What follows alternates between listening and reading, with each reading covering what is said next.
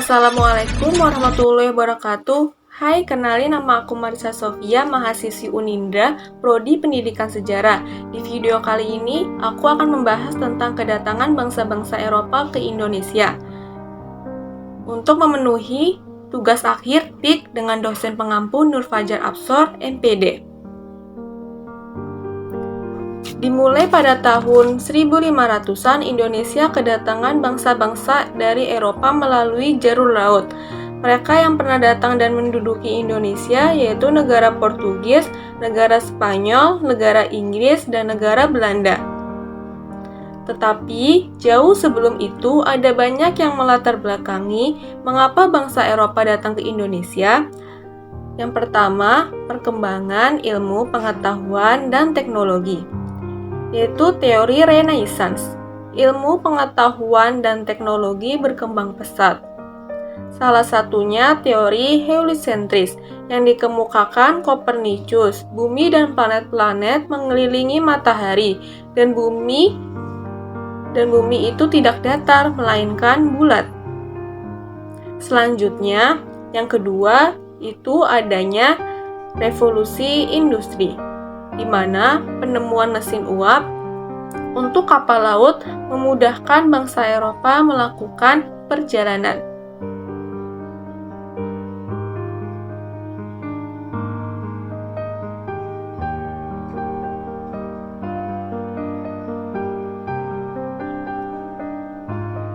Selanjutnya yang ketiga, Konstantinopel sebagai kekaisaran Romawi berhasil dikuasai oleh Turki Utsmani pada tahun 1453. Turki Utsmani yang dipimpin oleh Sultan Muhammad II pada tahun 1453. Turki Utsmani yang dipimpin kekuasaan Konstantinopel dari Kekaisaran Romawi dan menutup jalur perdagangan. Hal ini menyebabkan pedagang Eropa tidak bisa lagi mendapatkan rempah. Mereka pun mulai mencari rempah-rempah ke benua lain, salah satunya Indonesia dan negara lain di benua Asia. Yang keempat, adanya motivasi 3G. Melihat kekayaan alam bangsa Indonesia, bangsa Eropa yang awalnya datang hanya mencari rempah-rempah, akhirnya memiliki tujuan lain yaitu mencari 3G. Gospel memperluas ajaran Nasrani, God mencari kekayaan, dan Glory mencari kejayaan.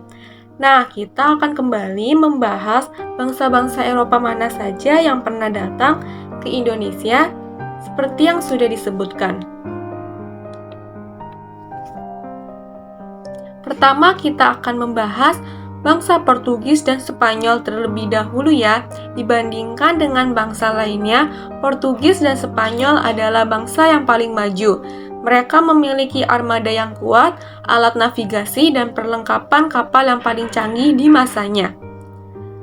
Ketika berdua berniat melakukan ekspedisi perjanjian samudra, dibuatlah perjanjian Tordesillas pada tahun 1474 atas usul pendeta Alexander V. Tujuannya agar tidak terjadi bentrokan antara Portugis dan Spanyol di antara dua bangsa itu. Perjanjian Tordesillas yaitu Portugis memiliki hak berdagang dan berlayar ke arah timur, Spanyol memiliki hak berdagang dan berlayar ke arah barat. Bangsa Eropa pertama yaitu negara Portugis. Portugis mulai melakukan ekspedisi pada tahun 1487 ke arah timur. Kemudian mereka sampai di Maluku, tepatnya di Ternate pada tahun 1512. Kedatangan Portugis disambut baik oleh masyarakat.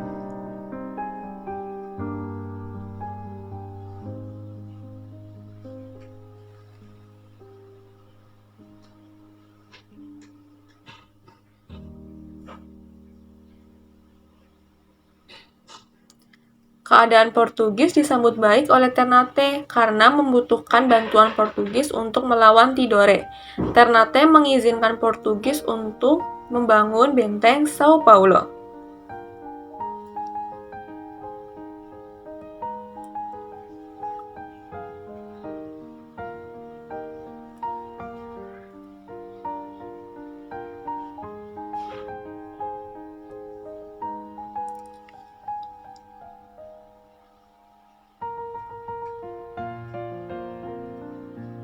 Selanjutnya, kedatangan Spanyol. Spanyol memulai ekspedisinya pada tahun 1492 ke arah barat, kemudian sampai di Filipina pada tahun 1521.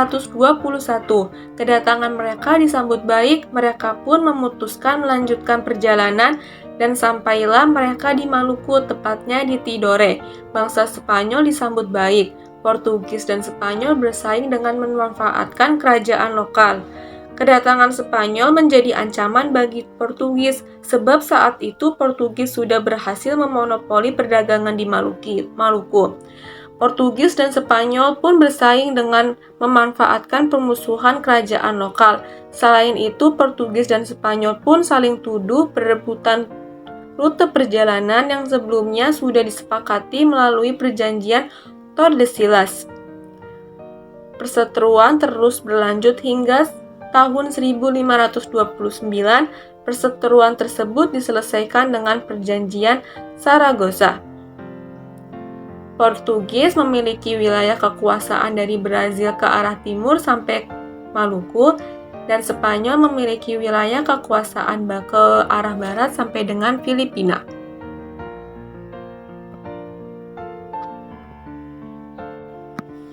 Selanjutnya, kedatangan Inggris. Inggris melakukan perjalanan samudera pada tahun 1577.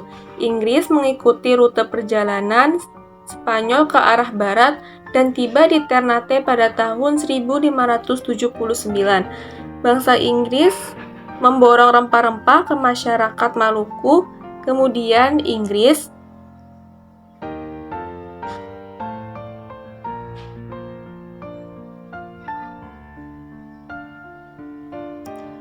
melakukan ekspedisi kedua, berhasil menguasai India dan mendirikan AC, East India Company, perusahaan perdagangan milik Inggris. Pada tahun 1628, Inggris sampai di Indonesia dan menjalin kerjasama yang baik dengan kerajaan Banten dan mengizinkan mendirikan pangkalan dagang dan benteng Inggris. Nah, selanjutnya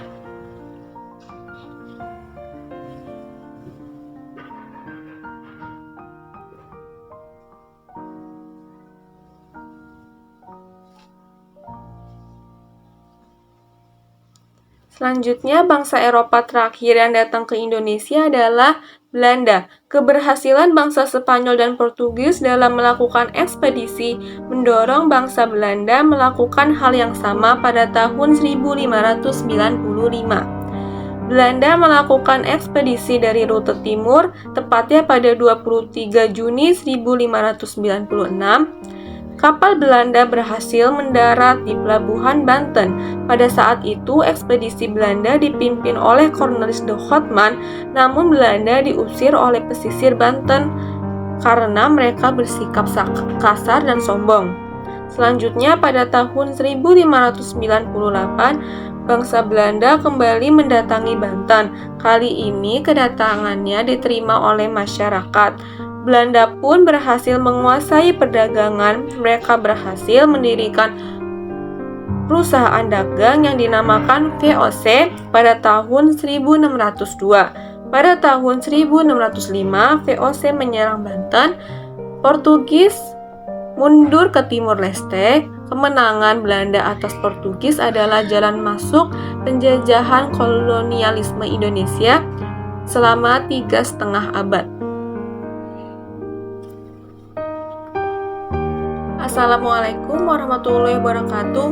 Hai, kenalin, nama aku Marisa Sofia, mahasiswi Unindra, Prodi Pendidikan Sejarah. Di video kali ini, aku akan membahas tentang kedatangan bangsa-bangsa Eropa ke Indonesia. Untuk memenuhi tugas akhir PIK dengan dosen pengampu Nur Fajar Absor, MPD.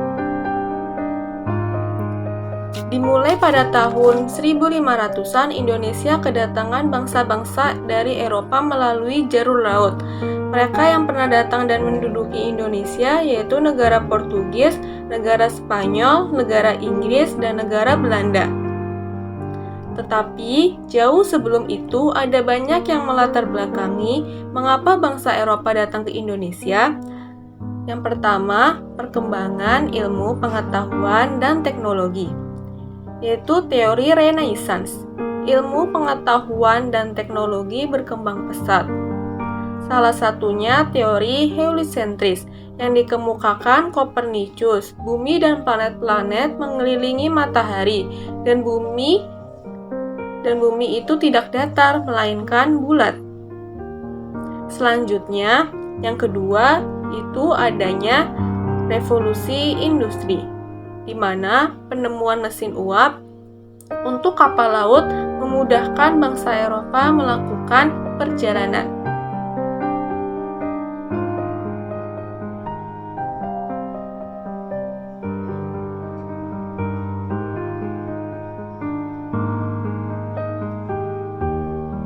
Selanjutnya yang ketiga, Konstantinopel sebagai kekaisaran Romawi berhasil dikuasai oleh Turki Utsmani pada tahun 1453. Turki Utsmani yang dipimpin oleh Sultan Muhammad II pada tahun 1453. Turki Utsmani yang dipimpin kekuasaan Konstantinopel dari Kekaisaran Romawi dan menutup jalur perdagangan. Hal ini menyebabkan pedagang Eropa tidak bisa lagi mendapatkan rempah. Mereka pun mulai mencari rempah-rempah ke benua lain, salah satunya Indonesia dan negara lain di benua Asia. Yang keempat, adanya motivasi 3G. Melihat kekayaan alam bangsa Indonesia, bangsa Eropa yang awalnya datang hanya mencari rempah-rempah, akhirnya memiliki tujuan lain, yaitu mencari 3G. Gospel memperluas ajaran Nasrani, God mencari kekayaan, dan Glory mencari kejayaan. Nah, kita akan kembali membahas bangsa-bangsa Eropa mana saja yang pernah datang ke Indonesia seperti yang sudah disebutkan. Pertama, kita akan membahas bangsa Portugis dan Spanyol terlebih dahulu ya. Dibandingkan dengan bangsa lainnya, Portugis dan Spanyol adalah bangsa yang paling maju. Mereka memiliki armada yang kuat, alat navigasi, dan perlengkapan kapal yang paling canggih di masanya. Ketika berdua berniat melakukan ekspedisi perjanjian samudra, dibuatlah perjanjian Tordesillas pada tahun 1474 atas usul pendeta Alexander V. Tujuannya agar tidak terjadi bentrokan antara Portugis dan Spanyol di antara dua bangsa itu. Perjanjian Tordesillas yaitu Portugis memiliki hak berdagang dan berlayar ke arah timur, Spanyol memiliki hak berdagang dan berlayar ke arah barat. Bangsa Eropa pertama yaitu negara Portugis. Portugis mulai melakukan ekspedisi pada tahun 1487 ke arah timur, kemudian mereka sampai di Maluku, tepatnya di Ternate pada tahun 1512. Kedatangan Portugis disambut baik oleh masyarakat.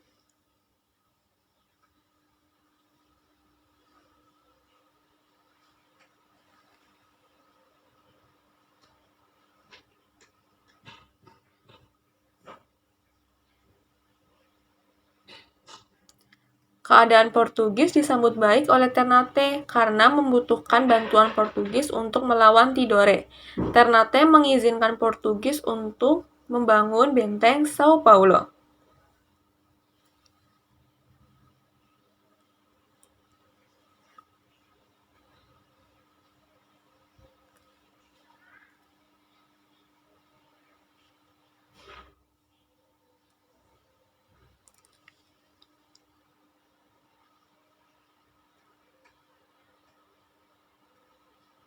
Selanjutnya, kedatangan Spanyol. Spanyol memulai ekspedisinya pada tahun 1492 ke arah barat, kemudian sampai di Filipina pada tahun 1521.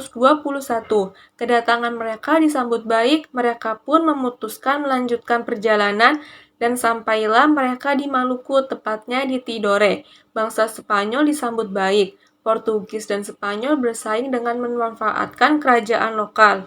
Kedatangan Spanyol menjadi ancaman bagi Portugis, sebab saat itu Portugis sudah berhasil memonopoli perdagangan di Maluku.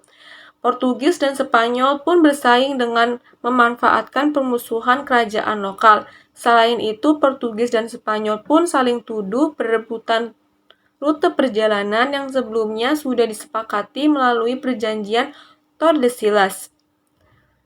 Perseteruan terus berlanjut hingga tahun 1529. Perseteruan tersebut diselesaikan dengan perjanjian Saragossa. Portugis memiliki wilayah kekuasaan dari Brazil ke arah timur sampai Maluku, dan Spanyol memiliki wilayah kekuasaan ke arah barat sampai dengan Filipina.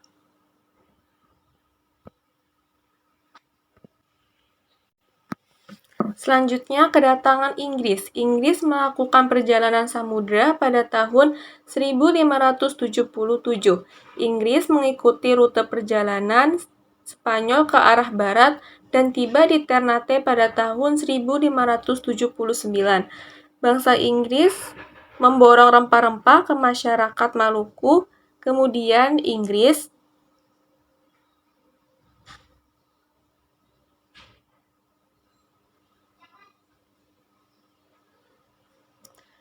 melakukan ekspedisi kedua, berhasil menguasai India dan mendirikan AC, East India Company, perusahaan perdagangan milik Inggris. Pada tahun 1628, Inggris sampai di Indonesia dan menjalin kerjasama yang baik dengan Kerajaan Banten dan mengizinkan mendirikan pangkalan dagang dan benteng Inggris. Nah,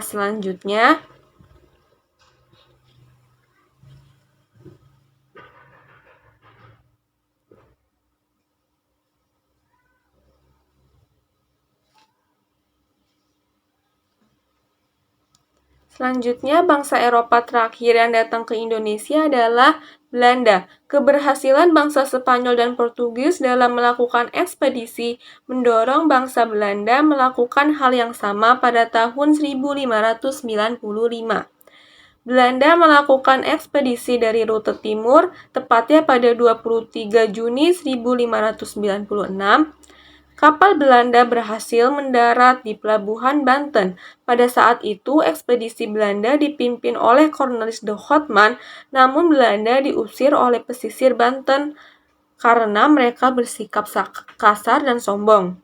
Selanjutnya, pada tahun 1598, bangsa Belanda kembali mendatangi Banten. Kali ini kedatangannya diterima oleh masyarakat. Belanda pun berhasil menguasai perdagangan. Mereka berhasil mendirikan perusahaan dagang yang dinamakan VOC pada tahun 1602.